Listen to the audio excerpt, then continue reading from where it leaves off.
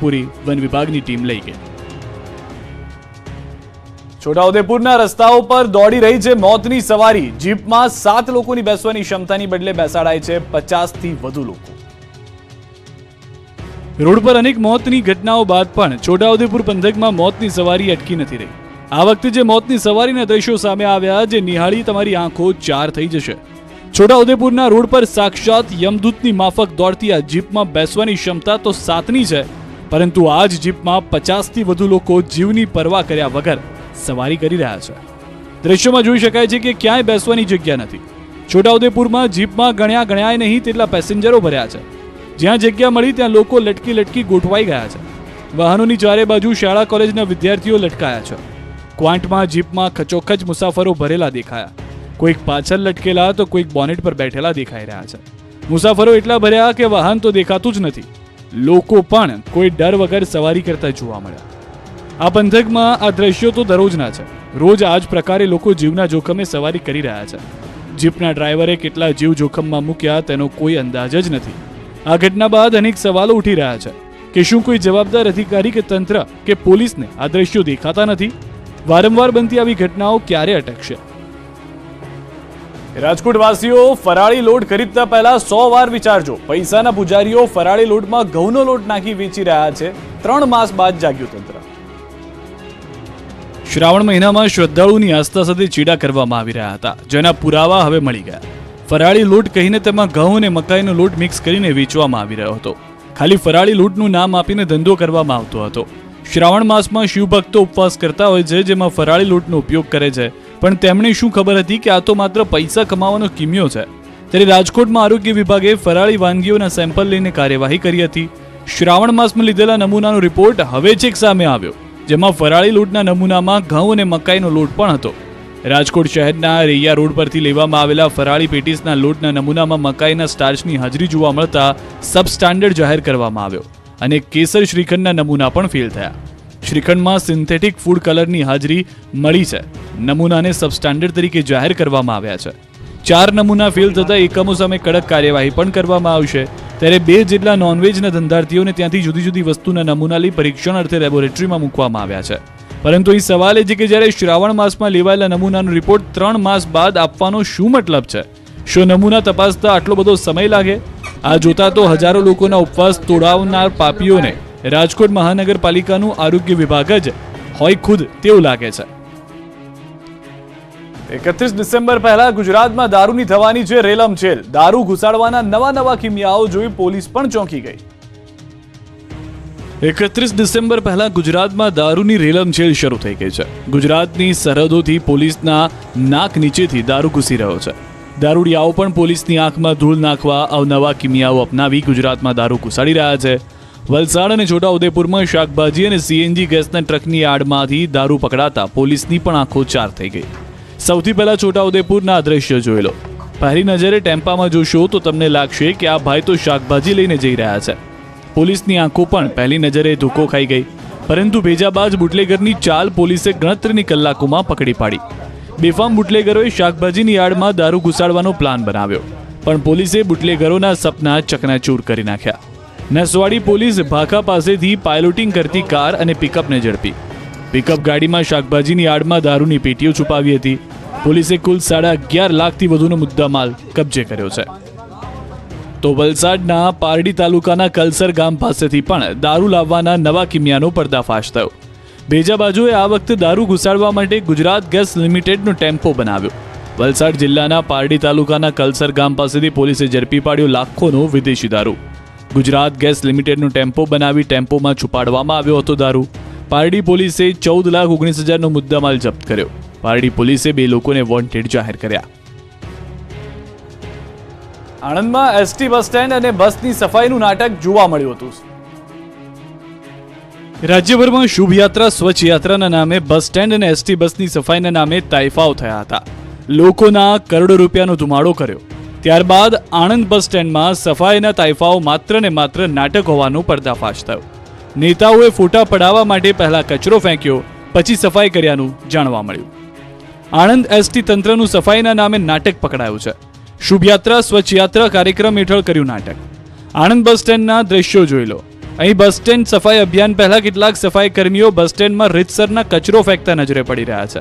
હાથમાં કચરા પેટી લઈને 2 થી 3 લોકો કચરો નાખી રહ્યા છે. બાદમાં સફાઈના નામે ફોટો પડાવવા માટે નેતાઓ, ધારાસભ્ય, સાંસદોએ જાડું પકડ્યું અને બસ સ્ટેન્ડની જાણે ખરેખર સફાઈ કરતા હોય તે પ્રકારની એક્ટિંગ કરી. સફાઈ અભિયાનના નામે ફોટા પડાવ્યા અને જનતાને ઉલ્લુ બનાવી. પરંતુ કેમેરા નામની ત્રીજી આંખમાં આ નાટકની પોલ ખુલી ગઈ. સફાઈ પહેલાનો વિડીયો વાયરલ થયા બાદ સાંસદ મિતેશ પટેલે એસટી વિભાગ પાસે તપાસ કરી જવાબ માંગ્યો.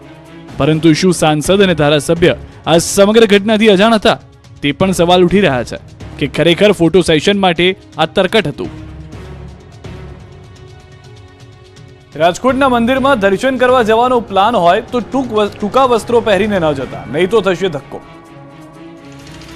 રાજ્યમાં ફરી એકવાર મંદિરમાં ટૂંકા વસ્ત્ર પહેરવાનો મુદ્દો ચર્ચામાં આવ્યો છે. આ વખતે રાજકોટના મંદિરોએ ટૂંકા વસ્ત્રો પહેરી મંદિરમાં ન આવવા બોર્ડ લગાવ્યા. એટલે હવે જો રાજકોટના પંચનામ મહાદેવ સહિતના મંદિર સહિતના મંદિરોમાં દર્શન કરવા જવાના હોય તો ટૂંકા વસ્ત્રો પહેરીને ન જતા. રાજકોટ શહેરના મંદિરોમાં પણ સૂચના સાથેના પોસ્ટર મારવાની ફરજ પડી છે. શહેરમાં ટૂંકા વસ્ત્ર પહેરીને મંદિરમાં ન પ્રવેશ કરવો તેવા પોસ્ટર 100 થી વધારે મંદિરોમાં લાગ્યા છે. આ પોસ્ટરમાં લખવામાં આવ્યું છે કે કડક સૂચના: મંદિરમાં સ્લીવલેસ, ફાટેલા જીન્સ, મિનિસ્કર્ટ પહેરીને પ્રવેશ નહીં કરવા અંગેના પોસ્ટર લાગ્યા. સનાતન સ્વરાજ નામની સંસ્થાના કાર્યકરોએ પોસ્ટર લગાવ્યા. એક સમય હતો કે લોકો એવા પોશાક પહેરતા કે જેથી કરીને માન મર્યાદા જળવાઈ રહે. એમાં પણ જ્યારે મંદિરે જતા ત્યારે પોશાકનું વિશેષ ધ્યાન રાખતા. હવે મર્યાદા ભૂલી જતા રાજકોટના અલગ અલગ મંદિરોમાં પણ પોસ્ટર્સ લાગી ગયા છે. રાજકોટ સિવિલ હોસ્પિટલની બેદરકારી જોવા મળી. છેલ્લા 1 મહિનાથી રાજકોટ સિવિલમાં થેલેસીમિયાના દર્દીઓ માટે દવાઓનો પૂરતો સ્ટોક નથી. રાજકોટ સિવિલ હોસ્પિટલની વધુ એક ગંભીર બેદરકારી જોવા મળી. વાત જાણે એમ છે કે સિવિલમાં થેલેસીમિયાના દર્દીઓ માટેની દવાઓનો સ્ટોક અપૂરતો હોવાનું જાણવા મળ્યું. રાજકોટ સિવિલમાં 600 જેટલા દર્દીઓ થેલેસીમિયાના સારવાર લઈ રહ્યા છે. આ તરફ હવે થેલેસીમિયાની સારવારમાં અતિ ઉપયોગી ગણાતી કેલ્ફર દવાનો સ્ટોક ખાલી હોવાનું સામે આવતા ચકચાર મચી ગઈ. સિવિલમાં થેલેસીમિયાના દર્દીઓ માટેની દવાઓનો સ્ટોક અપૂરતો હોવાનું સામે આવતા દર્દીઓને હાલાકી ઊભી થઈ. થેલેસીમિયામાં અતિ ઉપયોગી એવી કેલ્ફર દવાનો સ્ટોક સિવિલમાં છેલ્લા 1 મહિનાથી ખાલી હોવાનું સામે આવ્યું. કેલ્ફર દવા થેલેસીમિયાના દર્દીઓના શરીરમાં લોહત્વ કંટ્રોલ કરવાનું કામ કરે છે. મહત્વનું છે કે એક દર્દી દરરોજ 8 થી 10 ગોળી લે છે. દવા બહાર ખરીદી કરતા 450 થી 500 રૂપિયાની માત્ર 12 ગોળી આવે છે, જે ગરીબ અને મધ્યમ વર્ગના દર્દીઓને કોઈ પણ રીતે પોસાય તેમ નથી. આ તરફ દવાની અછત હોવાનું સિવિલ સુપ્રિન્ટેન્ડન્ટે સ્વીકાર કર્યો. આ સાથે તેમણે ખાતરી આપી છે કે સાંજ સુધીમાં દવાનો જથ્થો મંગાવી લેવાશે. આ સાથે એલઆર મશીન પણ બંધ હોવાથી તાત્કાલિક અસરથી શરૂ કરવામાં આવશે. બનાસકાંઠાની જીવાદોરી સમાન દાંતીવાડા ડેમમાંથી વેડફાટ થતું પાણી અટક્યું છે. દરરોજ 48 કરોડ લીટર પાણીનો વેડફાટ અટક્યો. બનાસકાંઠાની જીવાદોરી સમાન દાંતીવાડા ડેમના 2 દરવાજા બંધ ન થતા પાણીનો વેડફાટ થઈ રહ્યો હતો. જો કે હાલ આ ગાંધીનગર સિંચાઈ વિભાગની એન્જિનિયરની ટીમે ભારે જહેમતથી સમારકામમાં થોડી સફળતા મેળવતા પાણીનો વેડફાટ ઓછો થઈ રહ્યો છે. 26 નવેમ્બરથી ડેમના 2 દરવાજા સંપૂર્ણ બંધ ન થતા દર કલાકે 3 કરોડ લીટર પાણીનો વેડફાટ થતો. હાલ એક દરવાજો બંધ કરવામાં સફળતા મળી, જ્યારે બીજો દરવાજો બેન્ડ થઈ ગયો હતો. હાલ તાત્કાલિક ધોરણે પાણીનો બગાડ અટકાવવા લાકડા અને કંતાન મુકાયા છે, જેના કારણે ડેમમાંથી હાલ દર કલાકે 1 કરોડ લીટર પાણી બહાર નીકળી રહ્યું છે. આ પાણીને કેનાલમાં જોડી સિંચાઈ માટે ઉપયોગમાં લેવાઈ રહ્યું છે. આટલા દિવસોથી થઈ રહેલા પાણીના વેડફાટને કારણે ડેમની જળ સપાટી 598.65 ફૂટથી ઘટીને 597.95 ફૂટ થઈ છે. આગામી સમયમાં ડેમમાંથી પાણી વહી જતું રોકવા માટે યોગ્ય સમારકામ પણ કરવામાં આવશે. હાલ તો આ દરવાજો બંધ કરવામાં આવતા પાણીનો વેડફાટ જે તે રીતે ઓછો થયો છે અને વહીવટી તંત્રે આંચકારો લીધો છે. મોંઘવારી વચ્ચે વાલીઓ માટે રાહતના સમાચાર. શાળાએ વિદ્યાર્થીઓ કોઈ પણ રંગના સ્વેટર પહેરી શકશે. કડકડતી ઠંડીની શરૂઆત થઈ ચૂકી છે, ત્યારે હાજા ગગડાવતી ઠંડીમાં બાળકો હવે ઠરશે નહીં. શાળામાં બાળકો કોઈ પણ કલરના સ્વેટર પહેરીને જઈ શકશે. શિયાળામાં વધતી ઠંડીને લઈ સ્કૂલોમાં વિદ્યાર્થીઓને કોઈ પણ કલરના સ્વેટર પહેરવાની છૂટ આપવા રાજકોટમાં પરિપત્ર કરવામાં આવ્યો છે. જિલ્લા શિક્ષણ અધિકારીના પરિપત્રમાં રાજકોટ શહેર, જિલ્લાની પ્રાથમિક અને ઉચ્ચતર માધ્યમિક સરકારી ગ્રાન્ટેડ શાળાઓને સૂચના આપવામાં આવી છે. પરિપત્રમાં કહેવાયું છે કે ઠંડીને ધ્યાનમાં રાખી સવારની શાળાઓમાં વિદ્યાર્થીઓને જરૂરી વસ્ત્રો પહેરવાની છૂટ આપવી. જો કોઈ શાળા પોતાની મનમાની પ્રમાણે ગરમ વસ્ત્રોમાં પણ ડ્રેસ કોડ જાહેર કરશે તો તેની સામે કડક કાર્યવાહી થશે. મહીસાગરના લુણાવાડામાં શિક્ષણ નહીં, શિક્ષણનું ધામ જ બની ગયું છે જર્જરિત. ઠંડીમાં ઠરી કરી રહ્યા છે અભ્યાસ. શાળા એ શિક્ષણનું મંદિર ગણાય છે, પરંતુ મહીસાગરમાં લુણાવાડાના કળજાવામાં આવેલા આ શિક્ષણના મંદિરની સ્થિતિ દયનીય બની ગઈ છે. અહીંની સરકારી પ્રાથમિક શાળામાં ક્યાંક પોપડા પડી ગયા છે તો ક્યાંક દિવાલોમાં મોટી મોટી તિરાડો. આ શાળાના 8માંથી 7 ઓરડાઓ જર્જરિત થઈ ગયા. શાળાની આવી પરિસ્થિતિમાં પણ માસૂમ બાળકો ભયના ઓથાર હેઠળ અભ્યાસ કરવા મજબૂર બન્યા. હાલ કમોસમી વરસાદ અને શિયાળાની ઠંડી વચ્ચે બાળકો શાળાના મેદાનમાં અભ્યાસ કરવા મજબૂર થયા. શાળાની આવી સ્થિતિ જોઈ વાલીઓ બાળકોના ભવિષ્ય અંગે ચિંતામાં મુકાયા. સારા ભવિષ્ય ઘડતર માટે પોતાના બાળકોને શાળાએ મોકલતા વાલીઓ પણ આ શાળામાં પોતાના બાળકોને મૂકતા પહેલા વિચાર કરવા મજબૂર થયા. આ શાળામાં 200થી વધુ વિદ્યાર્થીઓ અભ્યાસ કરે છે. તેવામાં ક્યાંક બાળકો મેદાનમાં અભ્યાસ કરી રહ્યા છે તો ક્યાંક એક જ ઓરડામાં 2 થી 3 ધોરણના બાળકો એકસાથે અભ્યાસ કરી રહ્યા છે. 2018થી આ શાળાના 7 ઓરડા ડિસમેન્ટલ કરાયા છે. અનેક રજૂઆતો છતાં નવા ઓરડા ન બનતા શિક્ષકો પણ ત્રસ્ત થયા છે. બાળકોમાં ભણવાની ધગશ તો છે, પરંતુ આ જર્જરિત શાળા બાળકો માટે જોખમરૂપ છે. ત્યારે સવાલ ઉઠી રહ્યા છે કે શું આ રીતે ભણશે ગુજરાત? અમદાવાદના લોકોને ઘર આંગણે ગ્લો ગાર્ડનનો નજારો જોવા મળશે. કેવડિયા સુધી લાંબા થવાની જરૂર નહીં પડે. અમદાવાદમાં રહેતા લોકોને હવે ઘર આંગણે ગ્લો ગાર્ડનનો નજારો જોવા મળશે.